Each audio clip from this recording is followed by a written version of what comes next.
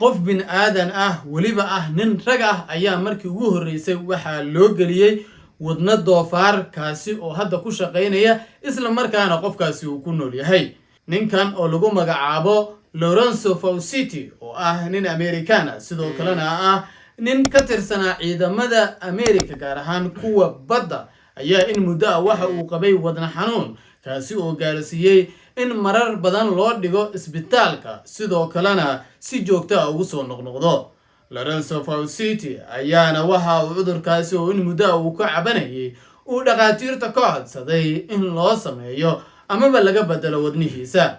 Lorenzo ayaa waxa uu tagay jaamacadda Maryland ee waddanka Mareykanka ku taala taasi oo ay joogaan dhaqaatiir heer caalami ah isla markaana sameeyaan qalliimo aan horay loo arkin isla markaana dunida ku cusub waxa ayna ballan qaadeen in ay u sameey doonaan qalliin cajiib maadaama ninkani la sheegay in wadnihiisu markii ugu dambeysay isbitaalka yaalay in ka badan 20 maalin ay ku sheegeen in ninkani wadnihiisa uu dhintay una dhowdahay in gabi ahaanba uu dunida macsalaameeyo taasi oo ay kula taliyeen isla markaana isaguna uu ka dalbaday in wadnaha loo bedelo si uu dunidan ugu sii raaxaysto isla markaana ugu sii noolaado dhaqaatiirta Maryland oo tashiye badan sameeyeen ayaana waxa ay keentay in ay isku raacaan in ninkani loo geliyo wadna doofaar kaasi oo u dhigma sida la sheegay amaba ugu dhow wadnaha bini'aadamka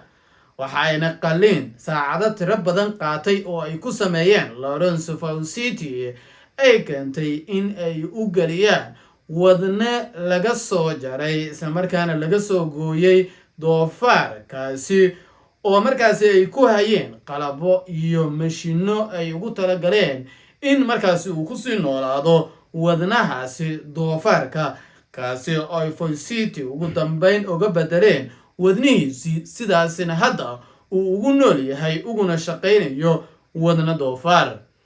hadda ka hor David Benetti oo nin isaga ka horeeyay ayaa 2022 waxay sidaan oo kale u sameeyeen qalliin heer caalami kaasi oo ay uga bedeleen wadnihiisi isla markaana ay u galiyeen wadnaha doofaarka balse muddo 2 bilood oo uu noolaa kadib ayuu dunida macsalaameeyay Lorenzo Fauci ninkan ay u yaqaanaan reer America inuu yahay haliyay isla markaana 58 sano jira ayaa haatan muddo saacado badan kadib oo uu ku jiray qalliinka waxa uu hadda soo noqonayaa qof sidiisii hore si caadi u shaqeynaya isla markaana la kaftamaya dadka dhinacyadiisa ku hareeraysan waxayna dhaqaatiirtu sheegeen in maalmo iyo isbuucyo ay indhayn ku sii sameey doonaan inta uu si rasmi ah kaga bogsanayo kadibna si toos ah uu bulshadiisa qayb kaga noqon doono